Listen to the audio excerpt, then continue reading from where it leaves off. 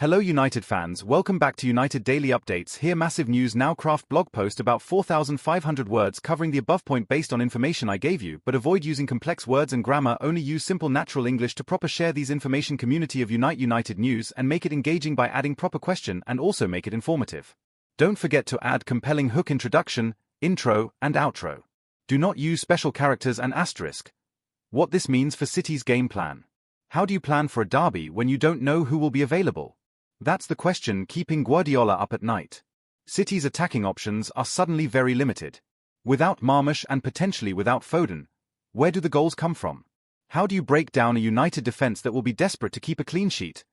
The midfield is also a concern. Without Kovacic and Phillips, City need their remaining midfielders to step up. Can they control the game the way Guardiola likes? Can they create enough chances for their strikers? And if Stones is out, the defense becomes more vulnerable. United have players who can exploit any defensive mistakes, and derby games are often decided by small margins. United's injury concerns. Manchester United went into the international break feeling much better than their neighbours. They finally got their first win of the season, beating Burnley 3-2 at Old Trafford. Ruben Amorim could finally smile after weeks of frustration, but that win came at a cost. Two players picked up injuries during the game, and now Amorim is dealing with his own fitness worries ahead of the derby. The Burnley casualties. Mason Mount and Matheus Cunha both got hurt during the Burnley game. For a team that struggled to get going this season, losing two key players right before the derby is far from ideal. Mount has been trying to establish himself at United since joining from Chelsea. Injuries have disrupted his progress, and another setback is the last thing he or the club needs. Cunha, meanwhile, was starting to show why United brought him in. His pace and creativity have added a new dimension to their attack. Losing him would force Amorim to change his tactical approach for the derby. The good news? There have been positive signs from Cunha on social media during the break. He's been posting pictures of himself working on an exercise bike, suggesting he's making progress in his recovery. Amorim was cautious when asked about both players after the Burnley game. "We'll check them," he said. "We need those guys really badly to be competitive." That says it all, doesn't it? United need every available player if they want to compete with City, even a City team dealing with its own injury problems. The long-term absentee. Lisandro Martinez remains the biggest long-term concern for United. The Argentine defender has been out with a knee injury, and there's still no clear timeline for his return. Martinez brings so much to United's defense. He's aggressive, he's good on the ball, and he brings a winning mentality from his time with Argentina. His absence has been felt in every game this season. Will he be back for the derby? It seems unlikely. Knee injuries take time to heal properly, and rushing a player back too soon often leads to worse problems down the line. The Portugal worry. Diogo Dalot pulled out of the Portugal squad during the international break. The reason? Muscle discomfort.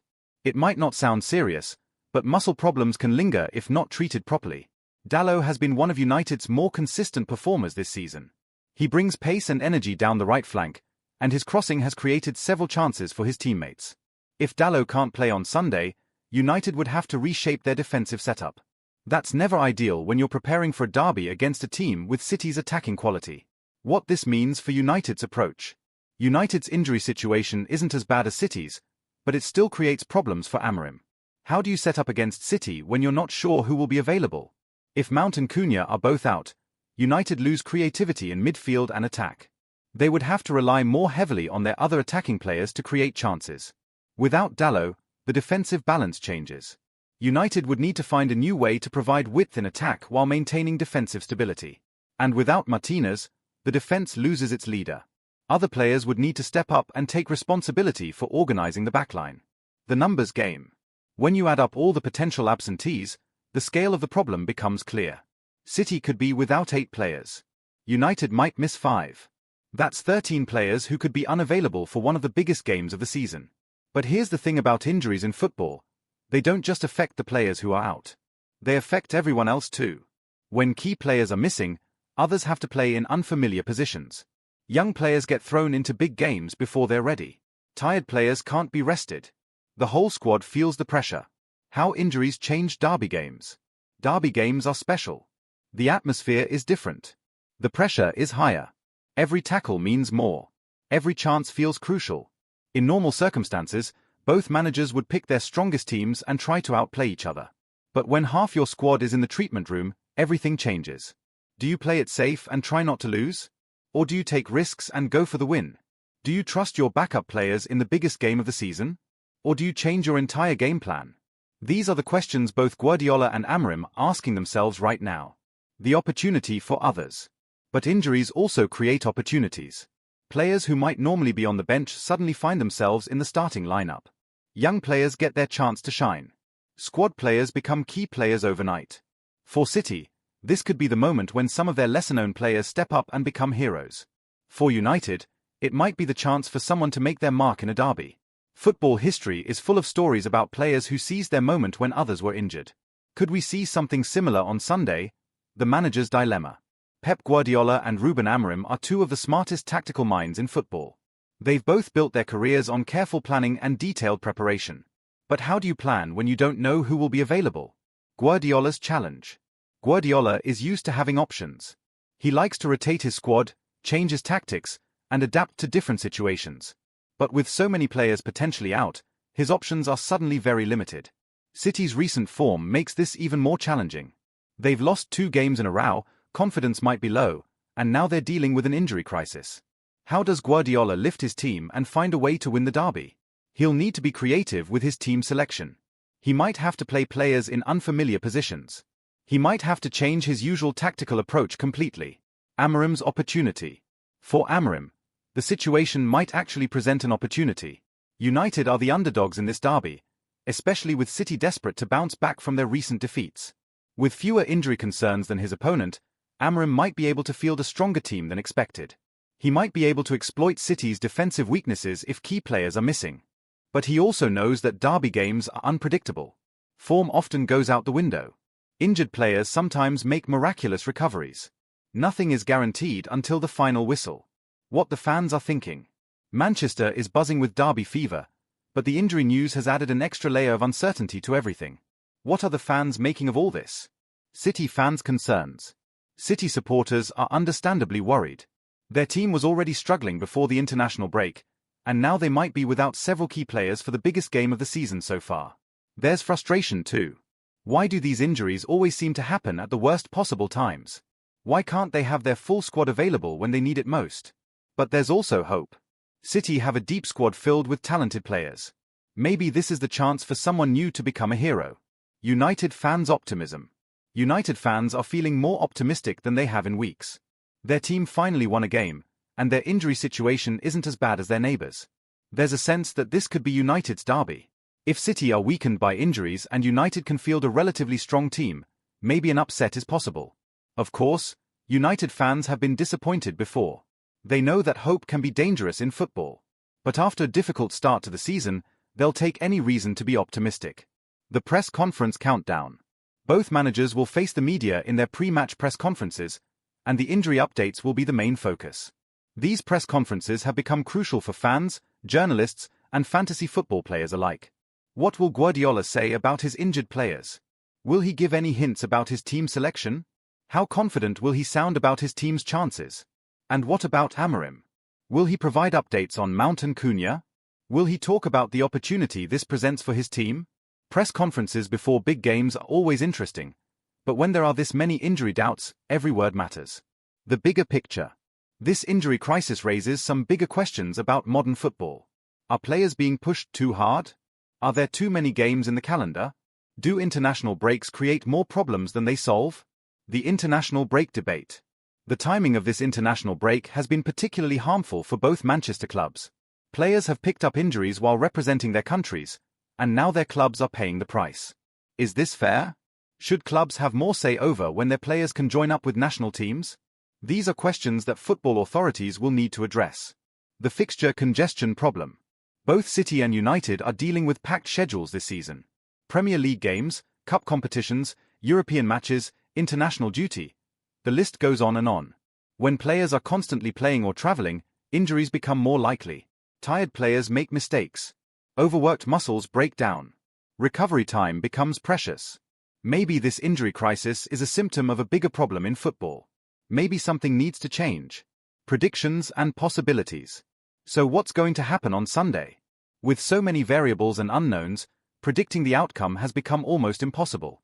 If City can get most of their injured players back, they'll still be favourites despite their recent form. Their quality and experience in big games usually shows through. But if several key players remain out, United might have their best chance of winning a derby in years. They have the motivation, they have fewer injury worries, and they have nothing to lose. Or maybe the injuries will cancel each other out, and we'll get the kind of chaotic, unpredictable derby that fans love. The X-Factor players. With so many established stars potentially missing, this could be the day when unexpected players become heroes. Who will step up for City? Could a young player seize their moment? Could a squad player finally get the recognition they deserve? And for United, who will be the difference maker? Could one of their less heralded players score the goal that wins the derby? Sometimes the best stories in football come from the most unlikely sources. What this means for the season. This derby isn't just about 3 points and local bragging rights. It could set the tone for both teams' entire seasons. If City win despite their injury problems, it could be the turning point that gets their season back on track. It would show their mental strength and their ability to overcome adversity. If United win, it could be the confidence boost that transforms their season. After a difficult start, beating their biggest rivals would prove they belong at the top level. And if it's a draw? Well, both teams would probably take it given their current situations, but neither would be completely satisfied. The final word. As Sunday approaches, the injury situation remains fluid. Players are being assessed, treatment is being given, and decisions are being made behind closed doors. What we know for certain is that this derby will be different from what anyone expected a few weeks ago. The teams that take the field might not be the ones either manager would have chosen in ideal circumstances. But maybe that's what makes football so compelling. You can plan and prepare all you want, but sometimes you just have to adapt and make the best of the situation. Both Guardiola and Amorim are experts at getting the most out of their players. Both have dealt with injury crises before. Both know how to motivate their teams for big games.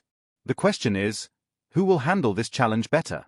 One thing's for sure, despite all the injury concerns, despite all the uncertainty, despite all the problems both teams are facing, Sunday's derby will still be unmissable. Because that's what derby games are all about. No matter what happens in the build-up, no matter who's available and who isn't, when the whistle blows and the game begins, anything can happen. And in a season that's already been full of surprises, maybe the biggest surprise is yet to come. The Manchester derby waits for no one. Injured or not, ready or not, both teams will have to find a way to compete. And for the fans, the media, and everyone who loves football, that's exactly what makes it so exciting. Roll on Sunday. Let's see what happens when 22 players take the field and 90 minutes of Manchester derby football begins. Whatever the team sheets look like, whatever players are missing, it's going to be a game to remember. Everything you need to know about Sunday's Manchester derby. The clock on the wall reads 4:30 p.m. this Sunday. In living rooms across Manchester, hearts will be pounding. In pubs around the world, voices will be raised. On the pitch at the Etihad Stadium, 22 players will battle for more than just 3 points. They'll be fighting for the soul of Manchester. This isn't just another football match. This is the 197th Manchester derby. This is Pep Guardiola trying to silence his critics after 2 shocking defeats. This is Ruben Amorim looking to prove he can beat the best manager in the world for the 3rd time in a row. This is City versus United, blue versus red, the match that stops a city. But here's what makes this derby different from all the others. Nobody knows what to expect. Injury lists that read like hospital reports. Tactical battles between 2 of the smartest minds in football. A season that's already thrown up more surprises than anyone predicted. Welcome to the most unpredictable Manchester derby in years. When football becomes more than just football.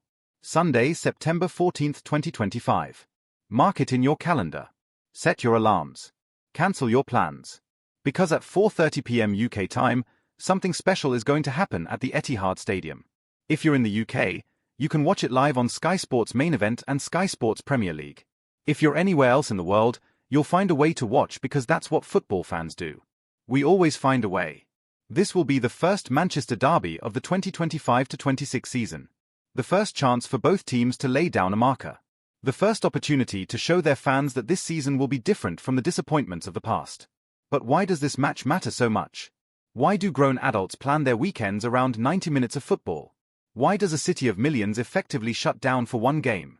The answer lies in what a derby represents. It's not just about football tactics or league points. It's about identity. It's about belonging. It's about proving that your way of supporting your team, your way of loving football, your way of being from Manchester, is better than your neighbours. The numbers that tell the story. Let's start with the basics. This will be the 197th time Manchester City and Manchester United have faced each other in official competition. Think about that for a moment. Nearly 200 battles between these two clubs. Nearly 200 chances for heroes to emerge and legends to be born. The overall record? United lead with 80 wins to City's 61, with 55 draws in between. But here's what those numbers don't tell you. They don't show you the pain of defeat or the joy of victory. They don't capture the feeling of scoring a last-minute winner or the heartbreak of throwing away a lead. The biggest wins in this fixture belong to City. They've won 6-1 twice, both times at Old Trafford. January 23, 1926, and October 23, 2011. Different eras, different players, but the same sweet taste of total victory. But the last meeting between these two? A goalless draw at Old Trafford in April 2025. Omar Marmoush went close for City. Joshua Zirkzee almost scored for United. In the end, neither team could find the breakthrough. Both sets of fans went home frustrated. Will this Sunday be different? Will we finally see goals? Will we see the kind of attacking football that makes derbies special? The managers, a battle of minds. When people talk about this derby, they often focus on the players. The goals, the tackles, the moments of magic. But this time, the real battle might be between the two managers. In one corner, we have Pep Guardiola, the man who has won everything there is to win in football. Premier League titles, Champions League trophies, domestic cups. He's the manager every other coach studies. He's the tactician who changed how football is played. But right now, Guardiola is under pressure. His City team has lost 2 Premier League games in a row. First, they lost 2-0 to Tottenham. Then they threw away a 1-0 lead to lose 2-1 to Brighton. For a team used to winning almost every game, this is a crisis. How will Guardiola respond? Will he stick with his usual attacking style? Will he play it safe and try to get a draw? Will the injury problems force him to change his whole approach? In the other corner is Ruben Amorim, the Portuguese manager who has brought a new energy to United. He's young, he's ambitious, and he's not afraid of anyone. Here's something that will make City fans nervous. Amorim has a great record against Guardiola. If United win on Sunday, Amorim will become only the 3rd manager ever to beat Guardiola 3 times in a row. That's some serious bragging rights right there. But Amorim also has his own problems. United's home form under him has been terrible. They've conceded 17 goals in just 9 home games. That's 1.89 goals per game, the worst defensive record of any permanent United manager in Premier League history. So what happens when an attacking coach with defensive problems meets a defensive-minded coach whose team can't seem to score? That's the tactical puzzle that will unfold on Sunday. The tactical chess match. Football tactics can seem complicated, but let's break down what both managers are likely to do in simple terms. Amorim loves his 3-4-3 formation. That means 3 centre-backs, 4 midfielders, and 3 attackers. When United don't have the ball, this becomes a 5-2-3, with the wing-backs dropping deep to help defend. Why does Amorim use this system? Because it gives him 2 defensive lines. The first line of 3 centre-backs deals with the initial attack. If that fails, the 4 midfielders form a second wall. It's designed to make United very hard to break down. The plan is simple: force City out wide, away from the dangerous central areas. Make them cross the ball instead of playing through the middle. Frustrate them until they make mistakes. But there's a problem with this approach. If you spend all your time defending, when do you attack? How do you score goals? How do you win games? That's where United's counter-attacking comes in. The idea is to win the ball back quickly and then hit City with pace and precision. Get the ball to the fast players and let them run at City's defense before they can get organized. It sounds simple, but it requires perfect timing and execution. One misplaced pass, one player out of position, and the whole plan falls apart. What about City? Guardiola usually sets up in a 4-3-3 formation. 4 defenders, 3 midfielders, 3 attackers. But with Guardiola, formations are just starting points. His players are constantly moving, constantly switching positions, constantly trying to create new attacking opportunities.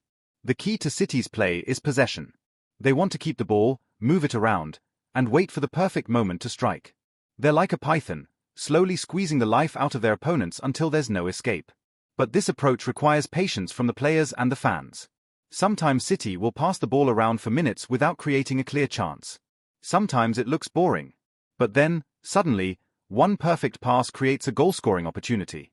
The question for Sunday is, will City have the patience to play their usual game?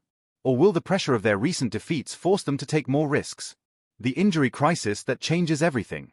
We've already talked about the injuries affecting both teams, but it's worth repeating just how serious this situation is. City could be without 8 players. United might miss 5. That's 13 players who could be unavailable for the biggest game of the season so far. For City, losing Omar Marmoush is a huge blow.